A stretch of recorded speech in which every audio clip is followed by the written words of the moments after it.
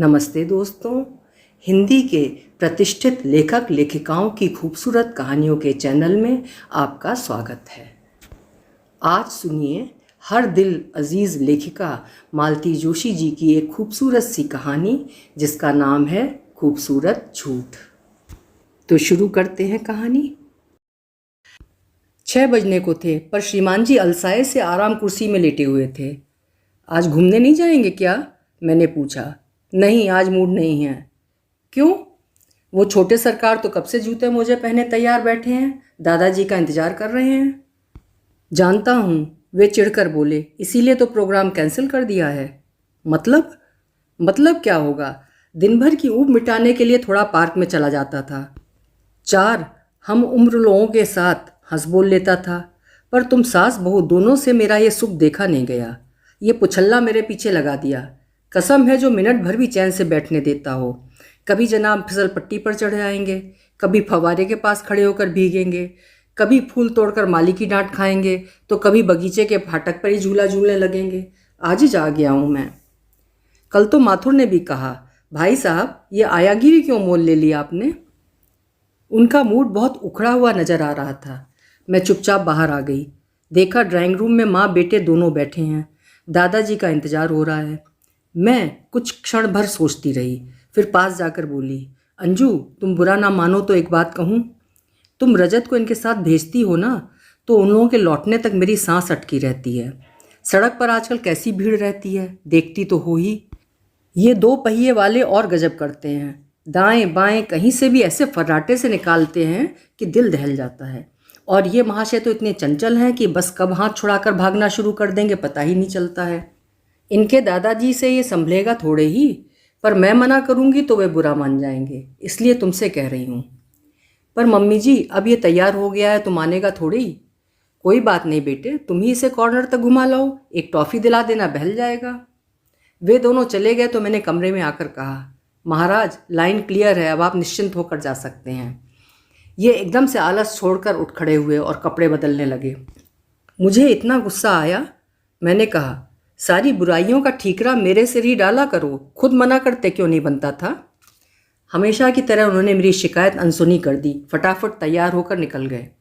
ये कोई आज पहली बार थोड़े ही हुआ है, जिंदगी भर झूठ की ही खेती करती आ रही हूँ। कभी नौकरों के लिए, कभी बच्चों के लिए, तो कभी बहू के लिए। हर बार दिमाग खपाकर नया बहाना ढूंढना पड़ता था। बेबी सहेलियों के साथ सिनेमा जाती तो उसकी किसी सखी का जन्मदिन बताना पड़ता। उन दिनों घर घर फ़ोन नहीं थे, इसलिए पोल खुलने का डर भी नहीं था। इतवार के दिन राजू दिन भर क्रिकेट खेलने चला जाता तो उसके लिए गणित की एक्स्ट्रा क्लास लगानी पड़ती। कभी बच्चे अपने लिए नए डिज़ाइन के कपड़े ले आते तो उसका श्रेय उनके मामा मौसी को देना पड़ता। अब भी इस झूठ से कहाँ पीछा छूटा है। मेहरी के हाथ से प्लेट टूट जाती है तो इल्ज़ाम अपने सिर ले लेती हूँ। कभी दूध उफन जाता है तो कह देती हूँ, अंजू तो मुझसे कहकर ही नहाने गई थी, मेरा ध्यान ही नहीं रहा। कभी मेहरी कहती है, अम्मा जी सुबह से आप ही लगी हुई हैं, भाभी जी अभी उठी नहीं क्या?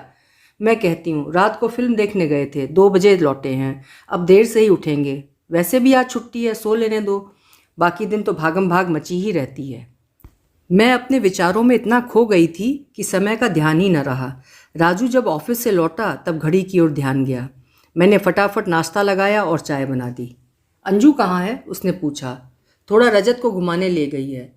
अलग से ले जाने की क्या ज़रूरत थी? आज वेडनेसडे है, वैसे भी मॉल जाना ही था ना। अरे वो तो बहुत जिदिया रहा था, मैंने ही कहा थोड़ा घुमा लाओ। तब तक अंजू लौट आई थी। देवी जी आज बिग बाज़ार जाना है, याद है ना? सॉरी मैं तो भूल ही गई थी, फटाफट तैयार हो जाओ।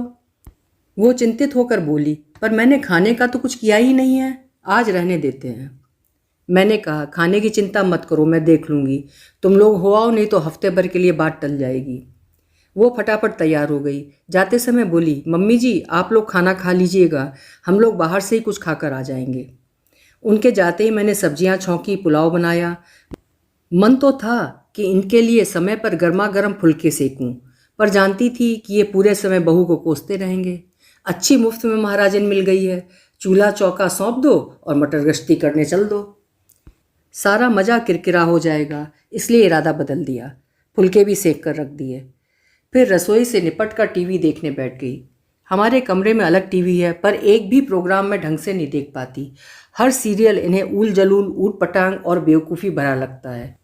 पूरे समय इनकी कॉमेडी चलती रहती है, सारा आनंद चला जाता है। खुद भी तो एंजॉय नहीं करते। समाचार सुनेंगे तो नेताओं को गाली देंगे, मैच देखेंगे तो खिलाड़ियों को कोसते रहेंगे। जिंदगी भर हेडमास्टर रहे हैं ना, वही आदतें अब भी कायम हैं।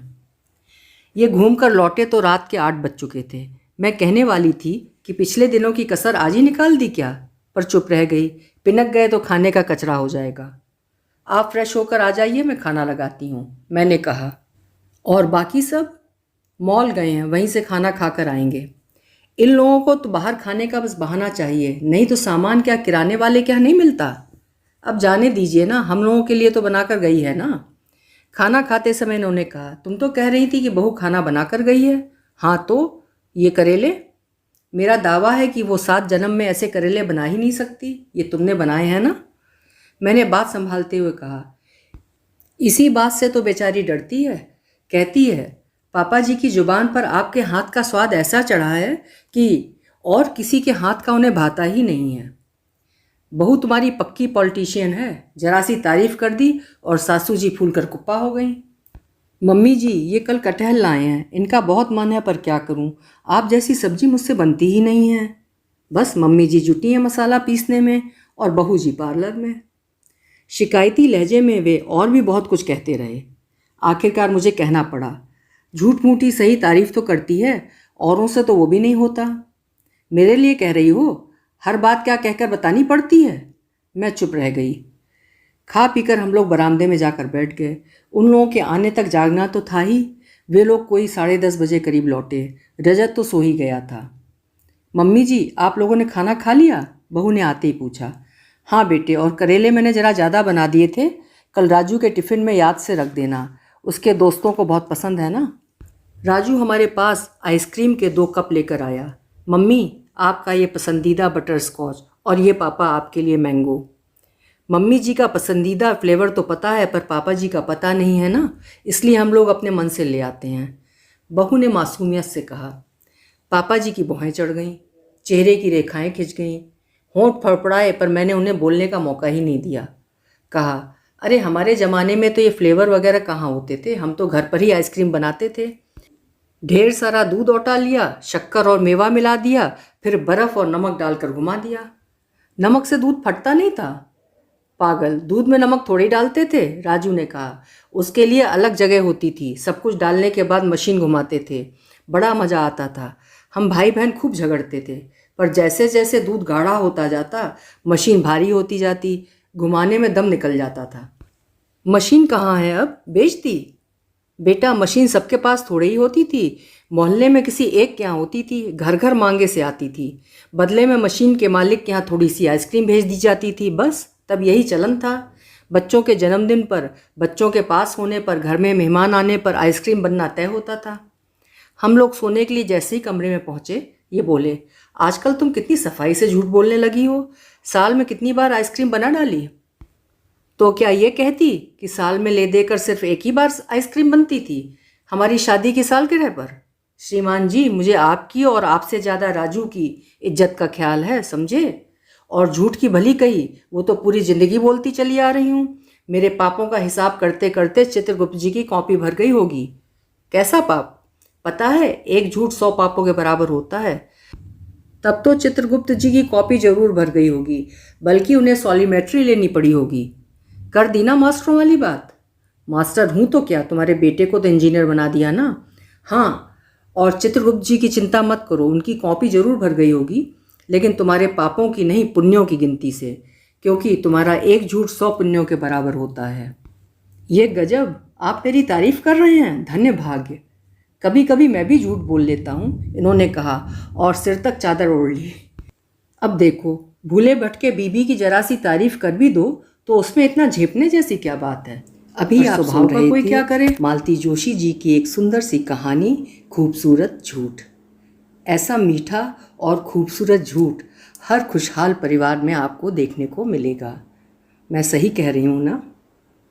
फिर मिलेंगे ऐसी ही किसी अच्छी सी कहानी के साथ। आपका समय शुभ हो, मंगलमय हो।